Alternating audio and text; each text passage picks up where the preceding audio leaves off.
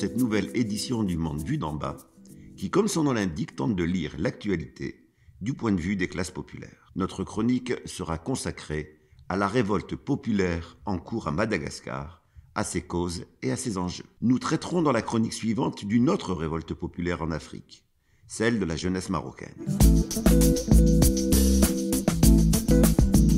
Jeudi 25 septembre, un collectif nommé Génération Z, Gen Z, appelait sur les réseaux sociaux malgaches à des manifestations publiques dans les principales villes du pays pour dénoncer les coupures récurrentes d'eau et d'électricité.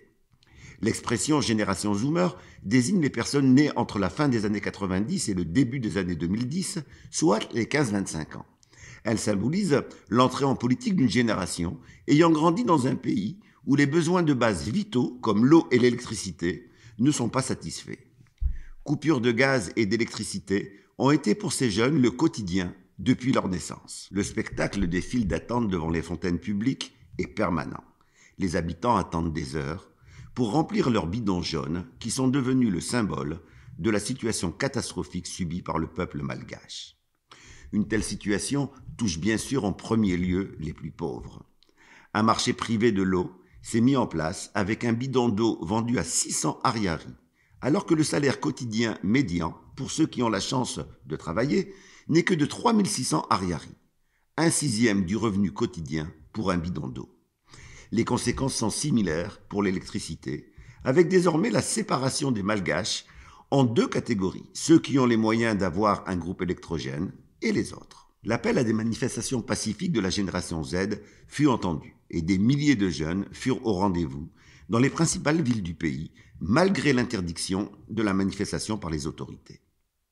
La réponse gouvernementale fut la répression et la violence. Lacrymogènes, balles en caoutchouc et balles réelles blessèrent et tuèrent des dizaines de jeunes manifestants. La suite était prévisible. Loin de décourager les manifestants, les violences d'État ne firent que renforcer leur détermination et leur colère. Les manifestations deviennent quotidiennes, elles se transforment en émeutes populaires, avec affrontements avec les forces de l'ordre, incendies de bâtiments publics, construction de barrages dans presque tous les quartiers de la capitale et pillage de magasins. Tirant le bilan des affrontements quotidiens, le haut-commissaire des droits de l'homme des Nations Unies, M. Volker Turk, dénonce la répression et évalue le 29 septembre à 22 morts et à une centaine de blessés le nombre de victimes. Il déclare, je cite, « Je suis choqué et attristé par les pertes en vie humaine. Les forces de sécurité sont intervenues avec force, non nécessaire, lançant des gaz lacrymogènes et frappant et arrêtant des manifestants. Certains officiers ont également utilisé des balles réelles. » Fin de citation. Le résultat de cette répression fut logiquement la radicalisation du mouvement. Malgré l'instauration d'un couvre-feu, les manifestations continuent, mais les revendications, elles, se radicalisent. Désormais, ils exigent la démission du gouvernement, la tentative d'utiliser la vieille tactique consistant à faire sauter un fusible en annonçant après 2 jours de révolte le limogeage pour incompétence du ministre de l'Énergie et des Hydrocarbures n'a pas fonctionné. Surtout, Génération Z est rejointe dans ses revendications par les principaux syndicats et de nombreuses associations qui appellent à une grève générale le 1er octobre. Un nouveau fusible est sacrifié, le Premier ministre, il est trop tard. Les manifestants réclament désormais unanimement la démission du président André Rajoelina. Malgré la situation catastrophique de son peuple, Madagascar n'est pas un pays pauvre. L'île possède d'importants gisements de minerais critiques nécessaires à la transition écologique, comme par exemple le graphite, le cobalt, le nickel, le manganèse, etc. Le 6 juin dernier, le gouvernement malgache a annoncé son entrée dans le programme intitulé « Partenariat pour la sécurité des minerais rares » initié par les États-Unis et l'Union européenne en 2022. Ce programme vise à sécuriser l'accès des Occidentaux à ces minerais et à contrecarrer le développement des échanges avec la Chine. Le second enjeu est stratégique.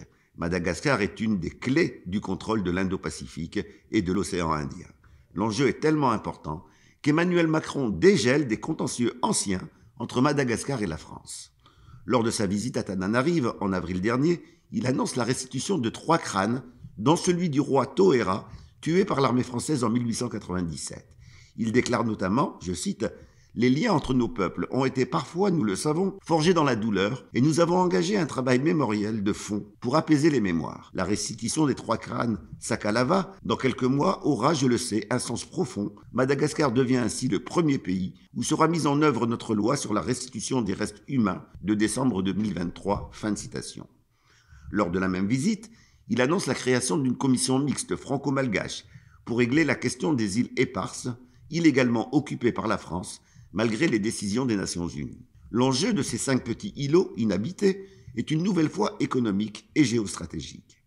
Leur zone maritime recèle de grandes réserves d'hydrocarbures et leur possession permet le contrôle d'une grande partie du canal du Mozambique, qui est une des voies reliant l'Afrique à l'Atlantique et au marché européen et américain. Le rapprochement entre le gouvernement malgache d'une part et les États-Unis et l'Union européenne d'autre part a également pour objectif de stopper le développement des relations avec la Chine. Madagascar est en effet une étape importante de la route de la soie maritime que développe le gouvernement chinois. Le rapprochement avec les pays occidentaux de ces dernières années se traduit également par une présence grandissante d'Israël à Madagascar. Sans être exhaustif, on peut citer le renouvellement des équipements de la police confiés à l'État génocidaire, la formation de cette police, la mise en place d'une chambre de commerce commune en 2023, l'annonce en juin dernier d'un accord pour l'accès aux terres malgaches d'un montant de 90 millions de dollars, etc. Ces quelques faits suffisent à expliquer pourquoi le gouvernement malgache s'abstient lors du vote du 12 septembre dernier à l'ONU, défendant la solution à 2 États pour les Palestiniens.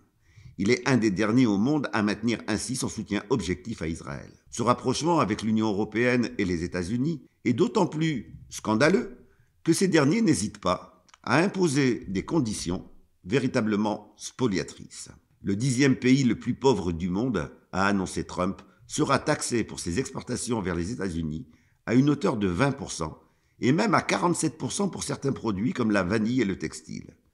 Avec de telles relations de sujétion, aucun développement économique n'est possible et aucune amélioration des conditions de vie populaires n'est à espérer. Si la révolte de la jeunesse et du peuple malgache est légitime et puissante, elle est confrontée à un pouvoir qui peut compter sur le soutien des États-Unis et de l'Union européenne. Face à une telle situation, seule la détermination et l'unité du peuple malgache peut contraindre les parrains internationaux à lâcher leurs poulains.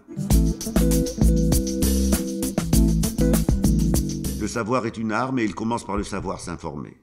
Nous espérons que notre émission a apporté sa contribution à cette information citoyenne nécessaire et urgente. N'hésitez pas à nous transmettre des sujets d'actualité que vous souhaitez voir traités dans notre émission.